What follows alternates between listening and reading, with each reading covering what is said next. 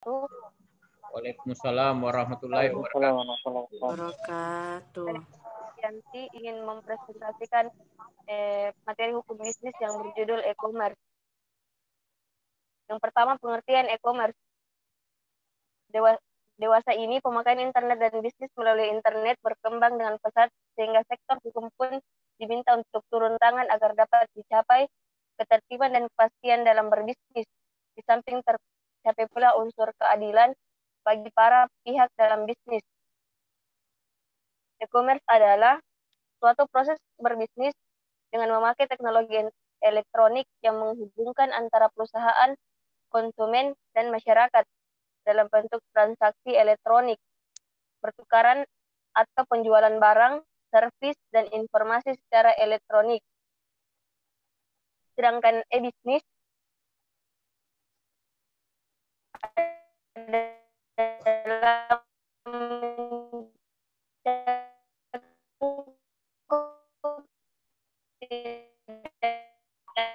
Jelek jaringannya, Pak. Kurang jelas, Pak, suaranya. Ya. Halo, Reski.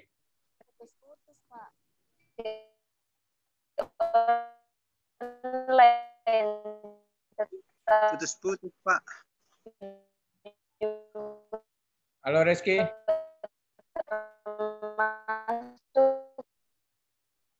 Iya. Suaranya kurang bagus ya. Iya, Pak, putus-putus kayak.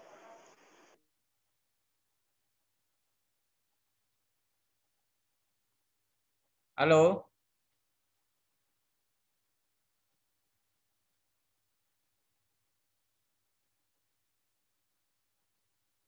Jaringannya, Pak, jaringannya Reski, Pak. Aduh. Keluar lagi dari yang Pak. Keluar.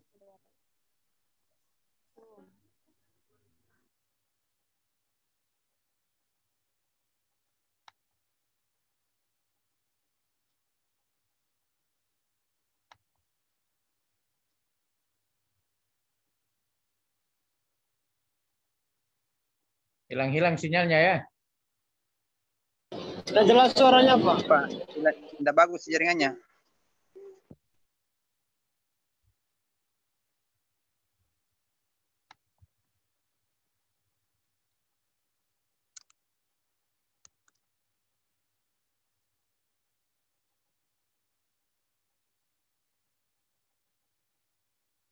Halo. Halo Pak, iya. Iya. Sepertinya jaringannya kurang bagus ya. Tadi disuruh. Jaringannya, Pak. Iya, tunggu Pak, saya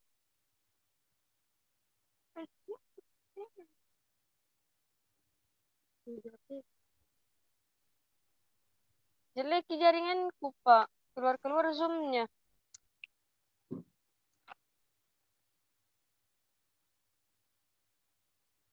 Oke, silakan dilanjut.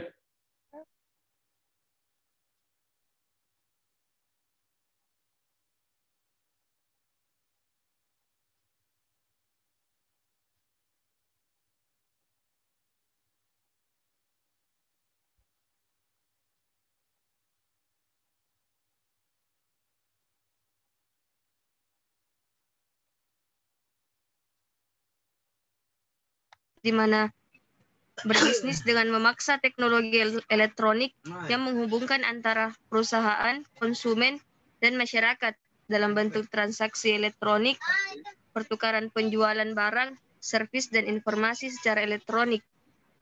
Sedangkan e-bisnis adalah mencakup tidak hanya transaksi online, tetapi juga termasuk layanan pelanggan, hubungan dagang dengan mitra bisnis, dan transaksi internet dalam sebuah organisasi. Adapun jenis-jenis transaksi e-commerce, yang pertama, bisnis dengan bisnis, bisnis dengan customer, customer dengan customer, customer dengan bisnis, dan bisnis elektronik commerce, intrabisnis atau organisasi organisasional elektronik commerce. Adapun e-commerce dalam hubungan dengan hukum kontrak ialah salah satu bidang hukum yang banyak tersentuh dari adanya transaksi via e-commerce adalah bidang hukum kontrak. Bidang-bidang dari hukum kontrak yang bersentuhan dengan bisnis e-commerce ini antara lain yang pertama ada atau tidaknya penawaran, yang kedua ada atau tidaknya penerimaan, ketiga ada atau tidaknya kata sepakat, keempat jika tidak ada kata sepakat, sejak kapan mulai ada, yang kelima keharusan kontrak tertulis dan tanda tangan tertulis, 6 masalah pembuktian perdata, 7 bagaimana mengetahui para pihak dan kecakapan berbuat para pihak, 8 9 perumusan kembali masalah force majeure, yang ke-10 ganti rugi yang bagaimana yang paling cocok untuk kontrak e-commerce, 11 masalah kontrak berat sebelah atau kontrak baku. Adapun hukum yang berlaku dan pengadilan yang berwenang ialah dalam hubungan dengan hukum mana yang berlaku dan pengadilan mana yang berwenang untuk kegiatan e-commerce. Berlakulah prinsip-prinsip hukum sebagai berikut.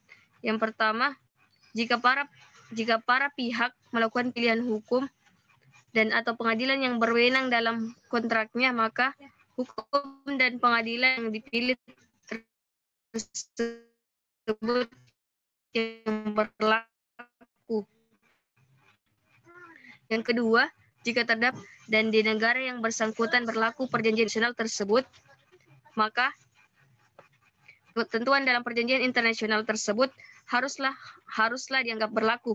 Yang ketiga, jika tidak ada pilihan hukum atau pilihan pengadilan dan tidak ada pula perjanjian internasional, maka berlakulah prinsip-prinsip hukum perdata internasional dan kedua negara tersebut. Adapun persentuhan dengan hukum bidang lainnya, yang meskipun pengaturan tentang e-commerce ini jelas termasuk ke dalam lingkup bidang hukum bisnis, tetapi e-commerce juga banyak bersinggung dengan cabang hukum lain, diantaranya hukum komputer, hukum kontrak, hukum perlindungan konsumen, hukum asli monopoli dan persaingan curang, hukum pembuktian, hukum tentang telekomunikasi, hukum pajak, hukum tentang pembiayaan via kartu kredit. Kekuatan alat bukti. Beberapa prinsip hukum yang bersentuhan dengan e-commerce yang mestinya diakui sektor hukum pembuktian adalah: yang pertama, semua informasi elektronik dalam bentuk data elektronik mestinya memiliki kekuatan hukum sehingga mempunyai kekuatan pembuktian. Data elektronik mestinya mempunyai kekuatan pembuktian yang sama dengan dokumen kertas. Yang kedua, kontrak yang dibuat secara elektronik mempunyai akibat hukum dan kekuatan pembuktian yang sama dengan kontrak yang dibuat tertulis di atas. Yang ketiga, tanda tangan elektronik mestinya Adapun Undang-Undang Informasi dan Transaksi Elektronik di Indonesia, ada perkembangan dalam sistem hukum pembuktian khususnya yang menyangkut dengan pembuktian elektronik. Setelah keluarnya Undang-Undang Nomor 11 Tahun 2008 tentang informasi dan transaksi elektronik, jika sebelumnya bukti elektronik hanya dipakai dalam hukum acara perdata sebagai bukti atau persangkaan, atau dalam hukum acara pidana hanya dipakai sebagai bukti atau petunjuk, dengan keluarnya Undang-Undang Informasi dan Transaksi tersebut adalah alat bukti elektronik berupa: yang pertama, informasi elektronik, kedua, dokumen elektronik, ketiga, hasil cetaknya. Menurut Undang-Undang Informasi dan Transaksi Elektronik, maka yang dimaksud dengan teknologi informasi adalah suatu teknik untuk mengumpulkan, menyiapkan, menyimpan, memproses, mengumumkan, menganalisis, dan menyebarkan informasi. Sedangkan yang dimaksud dengan sistem elektronik adalah serangkaian perangkat dan prosedur elektronik yang berfungsi mempersiapkan, mengumpulkan, mengolah, menganalisis, menyimpan, menampilkan, mengumumkan, mengirim, atau menyebarkan informasi elektronik. Sedangkan informasi elektronik adalah suatu atau sekumpulan data elektronik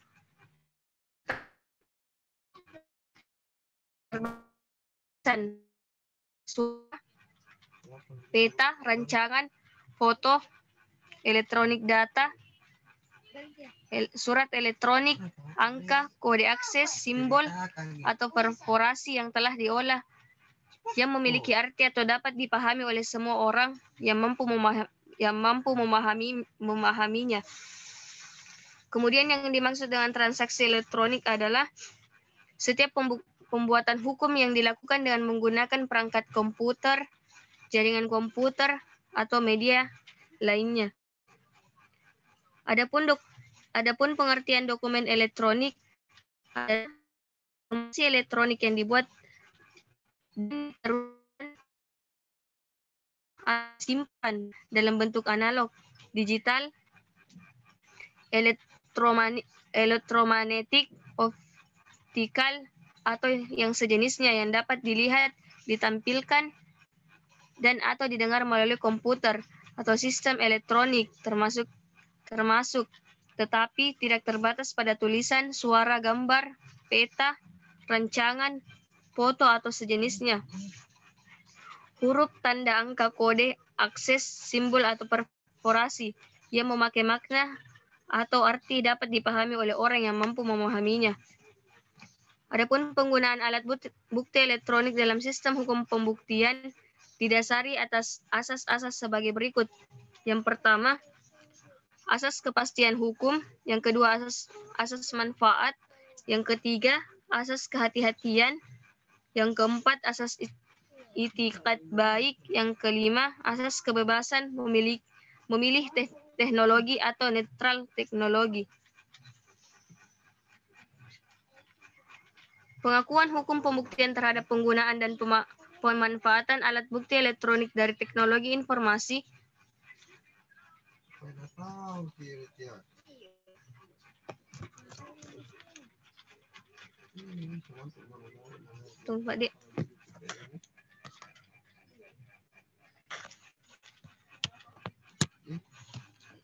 informasi dan transaksi elektronik di Indonesia adalah sebagai berikut. Yang pertama, mencerdaskan kehidupan bangsa sebagai bagian dari masyarakat informasi dunia. Yang kedua, meningkatkan perdagangan dan perekonomian nasional melalui bisnis dengan menggunakan e-commerce. Yang ketiga, meningkatkan efektivitas dan efisiensi pelayanan publik. Yang keempat, memajukan pemikiran dan kemampuan masyarakat di bidang pemanfaatan teknologi informasi. Yang kelima, memberikan rasa aman, keadilan, dan kepastian hukum bagi pengguna jasa teknologi informasi. Beberapa persyaratan yuridis di Indonesia agar suatu informasi elektronik, dokumen elektronik, dan hasil cetakan dapat diakui sebagai alat bukti yang sah dan penuh adalah sebagai berikut. Yang pertama, satu, para pihak yang melakukan elektronik harus beritikat dan menemukan transaksi elektronik tersebut dalam suatu kontrak elektronik. Yang kedua, pembuktian dengan sistem alat bukti elektronik tidak berlaku terhadap A. Pembuktian yang oleh undang-undang disyaratkan dalam bentuk tertulis. B. Pembuktian yang oleh undang-undang disyaratkan dalam bentuk akta notaris atau akta yang dibuat oleh pejabat pembuat akta.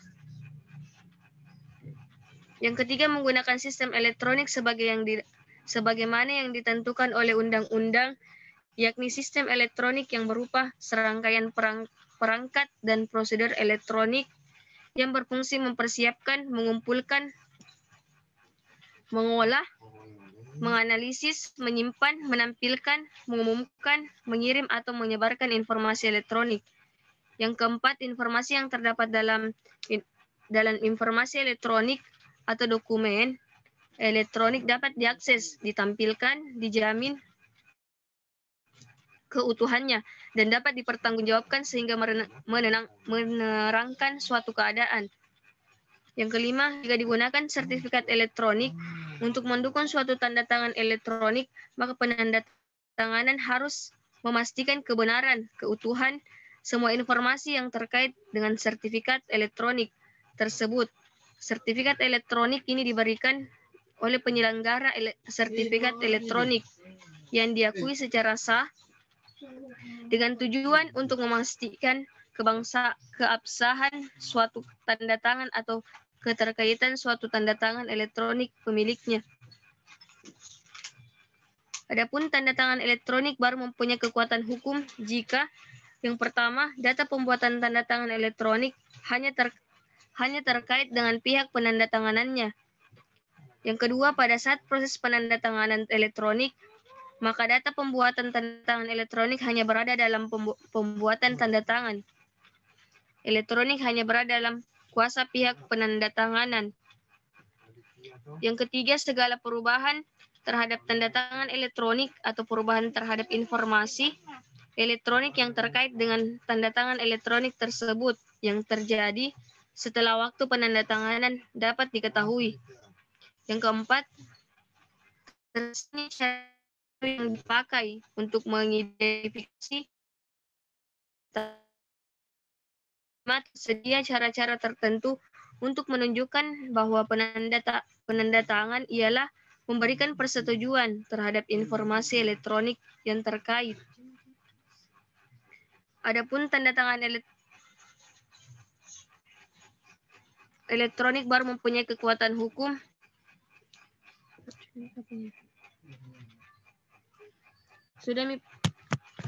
Sekian Pak presentasinya.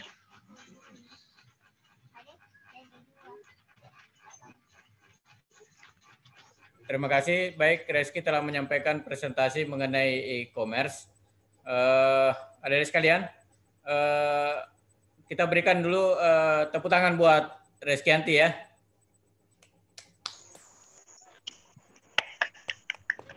Ya, terima kasih telah menyampaikan presentasi mengenai e-commerce. Namun demikian, tanpa mengurangi apa yang disampaikan oleh Reskianti, saya akan memanfaatkan waktu yang ada, kurang lebih 6 menit lagi, untuk kembali mengulangi beberapa hal yang menurut saya penting untuk adik-adik sekalian ketahui ya. Yang pertama, bahwa yang dimaksud dengan e-commerce itu adalah segala sesuatu bentuk perdagangan atau bisnis yang mempergunakan alat elektronik sebagai medianya. Ya, jadi segala bentuk kegiatan perdagangan ataupun bisnis dengan menggunakan sarana elektronik sebagai medianya, maka itulah yang disebut sebagai e-commerce atau electronic commerce. Ya. Nah, di dalam melaksanakan kegiatan e-commerce ini itu banyak sekali bentuk-bentuk hubungannya.